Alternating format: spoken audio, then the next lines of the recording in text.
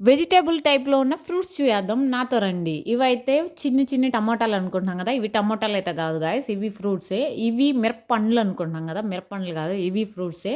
తింటే ఫ్రూట్స్ లానే ఉంటాయి. ఈ టమోటా గూడా తింటే నార్మల్ టమోటా లానే ఉంటుంది. కానీ టేస్టు కొంచెం డిఫరెంట్ ఉంటదనమాట. గాయ్స్ దీంతో పాటు మీకు ఇంకొక డిఫరెంట్ టైప్ ఆఫ్ ఆరెంజ్ అనేది నేను ఇంట్రడ్యూస్ చేస్తా. ఇది ఆరెంజ్ కదా! అలాగే ఉంది కదా! కానీ ఇది ఆరెంజ్ కాదు. ఇది వేరే ఫ్రూట్ అనమాట. ఆరెంజ్‌లో ఇంకొక రకం అనమాట. కానీ ఆరెంజు కొంచెం తీయగా, పుల్లగా ఉంటుంది.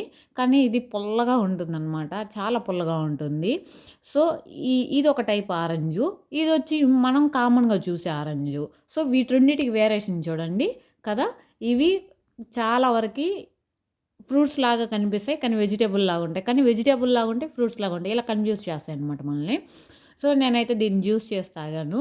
సో, ఇది గాయ్స్ ఈ వారం తీసుకొచ్చిన ఫ్రూట్స్ ముచ్చట. నచ్చిందా మీకు వీడియో? మరి లైక్ చేయండి.